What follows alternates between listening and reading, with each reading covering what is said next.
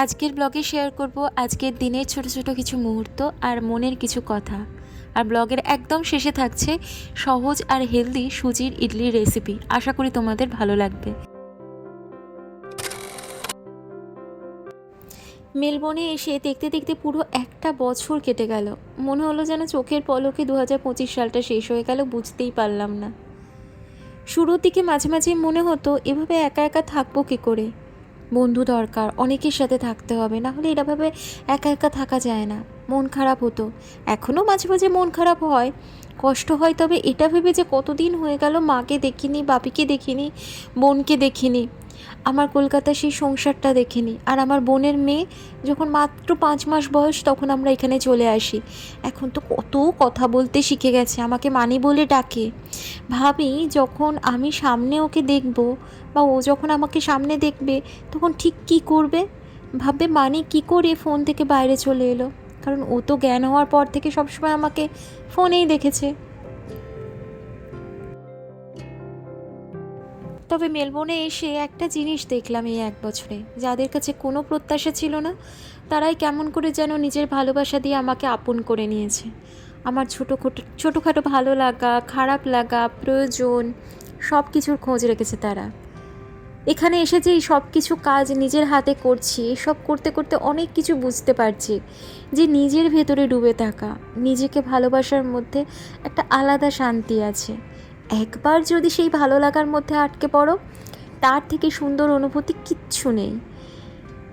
এই যে একাকিত্ব সবাই বলে না, এই একাকিত্ব সময়টাতে নিজেকে চেনো।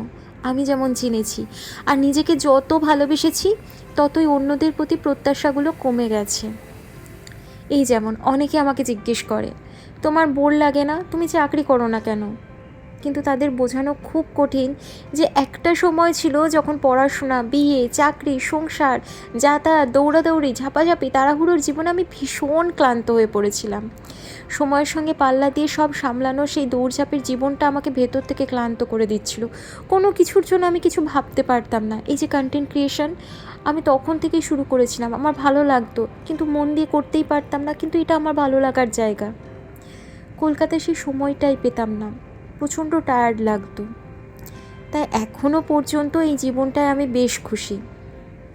আমার ভালো লাগে দুপুরবেলা একটা গল্পের বই নিয়ে বা একটা পিডিএফ খুলে বসতে, ভালো লাগে নতুন কোনো রান্নার রেসিপি দেখে সেটা ট্রাই করতে, আবার দুপুরবেলা মাকে ফোন করে জিজ্ঞেস করতে, মা আজ কি রান্না করলে, বাপির ভালো লেগেছে, ওইটা করবে, ওটা অনেক দিন করনি। বিয়ের পর থেকে এই ছোটো ছোটো মুহূর্তগুলোকে আমি খুব মিস করতাম। সে ওখানে থাকলে সপ্তাহান্তে হয়তো ভালো করে মায়ের সাথে কথা হতো, হয় মায়ের সময় হতো আমার হতো না, বা আমার সময় হতো মায়ের হতো না। এখন মনে হয় সেই হারিয়ে যাওয়া অনুভূতিগুলো কিছুটা যেন ফিরে পেয়েছি এই দূর দেশে এসে। যাই হোক, আমি প্রচুর বকবক করলাম, কিছু মনের কথা তোমাদের সাথে শেয়ার করলাম আজ। সকালবেলা আজকে দেখলেই মেঘলা বৃষ্টি ওয়েদার, তাই জন্য সোমনাথকে টিফিনে একটু চাউমিন বানিয়ে দিলাম, আর উচ্ছের চচ্চড়ি আর পাবদা মাছের ঝাল, এইটা দিয়েও ভাত খেয়ে অফিসে বেরিয়ে পড়লো। পাবদা মাছের ঝালটা আগেই বানানো ছিল, ওটা আমায় বানাতে হয়নি। তো গুড মর্নিং এভরিওয়ান, কেমন আছো তোমরা সবাই? আশা করি সবাই তোমরা খুব ভালো আছো আর আনন্দে আছো। আমরাও বেশ ভালোই আছি। আমি শান্তনী, আমার নতুন একটা ব্লগে তোমাদের সবাইকে স্বাগত জানাই। চলো আজকে দিনের গল্পটা তাহলে শুরু করি। আমি একটু ডিমের ঝোল বানিয়ে নিলাম।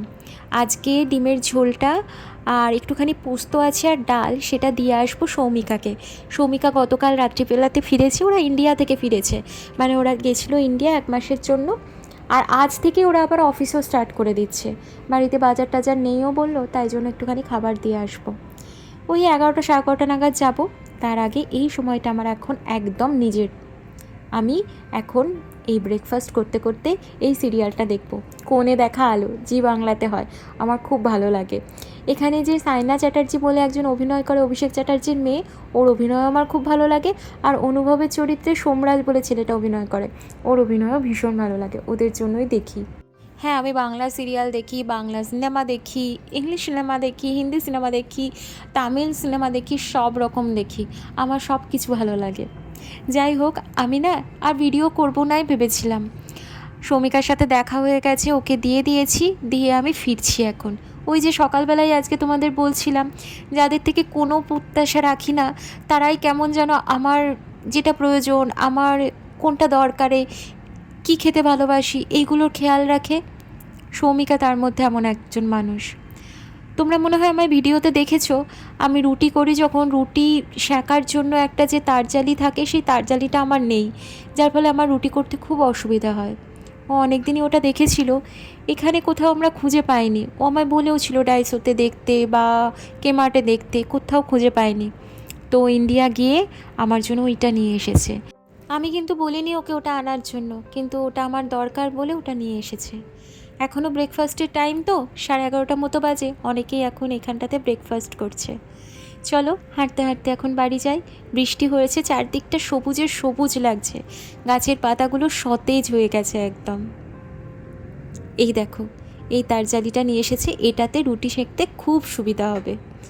আর এই দুটো সৌমিকার মা নিজের হাতে বানিয়েছে, ওই গরম কিছু জিনিস হাতে করে নেওয়ার জন্য, মাইক্রোওভেন থেকে ধরো নেওয়ার সময়।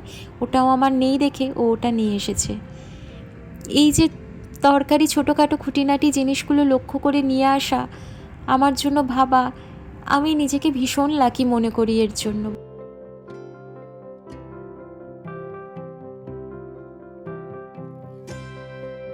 অনেক দিন থেকেই সোমনাথের এই সোয়েট শার্টটার হাতাটা ছিঁড়ে গেছে, আমার আর করে দেওয়া হয়ে উঠছিল না।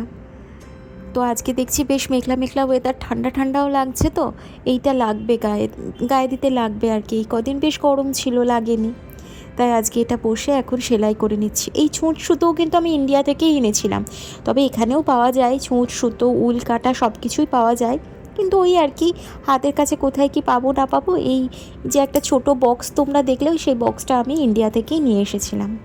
যাক, হয়ে গেল, সেলাইও হয়ে গেছে। এই যে ছোট বক্সটা, বিভিন্ন কালার নিয়ে এসেছি, তবে ব্ল্যাক কালারটা আমার নেই, বাকি সব কালারই মোটামুটি আছে, যে কালারে জামা কাপড় মোটামুটি হয়।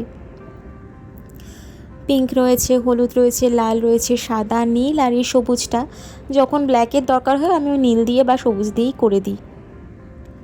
আর একটা জিনিস তোমাদের দেখায়, আমার শাশুড়ি মা বলেন সব জায়গাতে একটা করে 5 টাকার কয়েন রাখতে। আমি এই ছুট সুতোর বক্সের মধ্যেও একটা 5 টাকার কয়েন রেখে দিয়েছি। আর একটা খুব দরকারি জিনিস, এই টুইজার, এই টুইজারটা এনেছি। এখানে আইব্রোস আমি নিজে নিজে এই টুইজার দিয়ে করে নিই। বৃষ্টিটা একটু থেমেছে মনে হচ্ছে। চলো আজকে একটা নতুন রেসিপি ট্রাই করব, সেটা হলো সুজির ইডলি। সুজির ইডলি করার কারণে আর একটা মজার জিনিস, সেটা তোমাদের বলছি। তার আগে বলে দিই কী কী ফোড়নে দিলাম। একটু বিউলির ডাল, একটু ছোলার ডাল, আদা একটু কুচি, কাঁচা লঙ্কা কুচি, আর সর্ষে, গোটা কালো সর্ষে দিয়ে ওটা একটুখানি সাদা তেলে ভেজে নেবার পর তার মধ্যে 2 কাপ সুজি দিয়ে সেটা নাড়িয়ে নেব। এইটা যে প্রিমিক্স তৈরি হবে, এটা তুমি 3 মাস পর্যন্ত রেখে দিতে পারবে।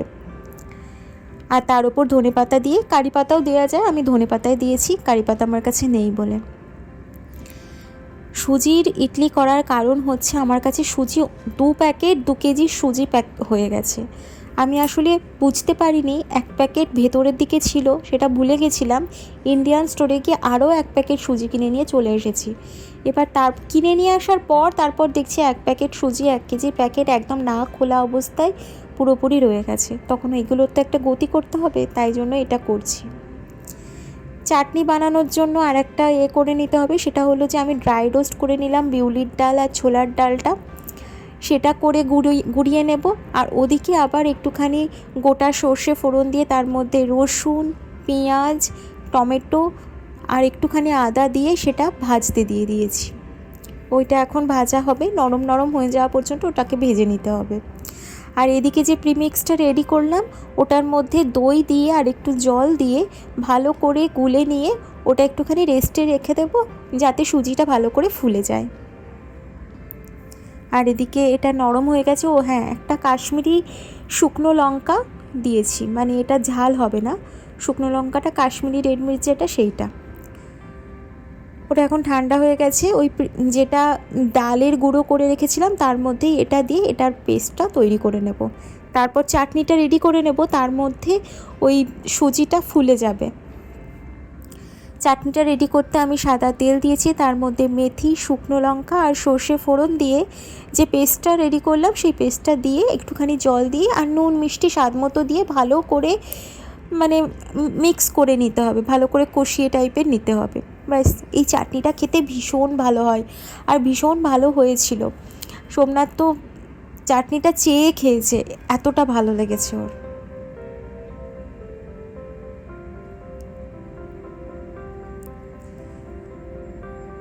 বেশ খানিকক্ষণ রেস্টে থাকার পর এটা দেখো বেশ ফুলে উঠেছে, এই জন্য আরও একটুখানি জল দিয়ে দিচ্ছি। আসলে আমার দইয়ের ওই কোটোটা শেষ হয়ে গেছে, আমি ওর মধ্যেই জলটা দিয়ে গুলিয়ে যাতে দইয়ের ভাবটাও থাকে। আর এর মধ্যে দেবো বেকিং সোডা আর নুন, আর কিছু না। নুনের পরিমাণটা 1 টেবিল স্পুন, মানে 2 কাপ সুজির জন্য 1 টেবিল স্পুন নুন হলেই হবে।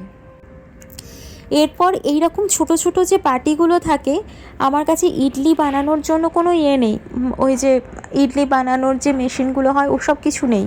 আমি এই ছোটো ছোটো বাটিগুলোতে একটুখানি অয়েল ব্রাশ করে তার মধ্যে 1 হাতা ওই মিশ্রণটা দিয়ে মাইক্রোওয়েভ করব 1.5 মিনিট, তাতেই সুন্দর ইডলি রেডি হয়ে যাবে। প্রথমে একটা করে দেখলাম কীরকম হচ্ছে, টাইমটা দেখার জন্য পুরো 1.5 মিনিট লাগলো। 1.5 মিনিটেই একদম উঠে চলে আসবে এরকম। একটু ঠান্ডা হলে ওটাকে ডিমোল্ড করতে হবে, না হলে ভেঙে যাওয়ার সম্ভাবনা থাকবে। দেখো কি সুন্দর উঠে আসছে, এই যে। খেতে ভীষণ ভালো হয়েছিল, ভীষণ সফট স্পঞ্জি, আর এটা খুব হেলদিও বলা যায়। আমরা 2 দিন ধরে খেয়েছি, কিন্তু পরের দিনের ব্রেকফাস্টেও এটা রয়ে গেছিলো, সেই রকম সফটই ছিল। আমাকে ফ্রিজেও রাখতে হয়নি, বাইরেই রেখেছিলাম।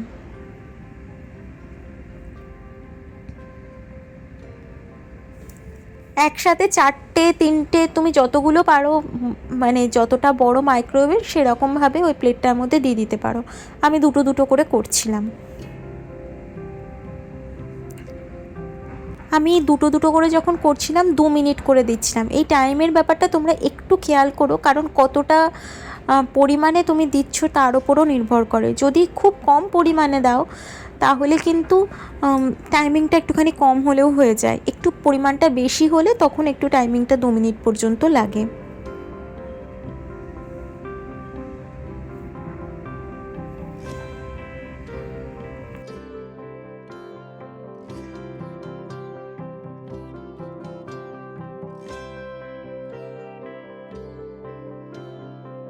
এত ভালো খেতে হয়েছিল ইডলিগুলো, আমি হতে হতেই 2-3টে খেয়ে নিয়েছিলাম। মোটামুটি 2 কাপে 15-16টা মতো হয়েছে।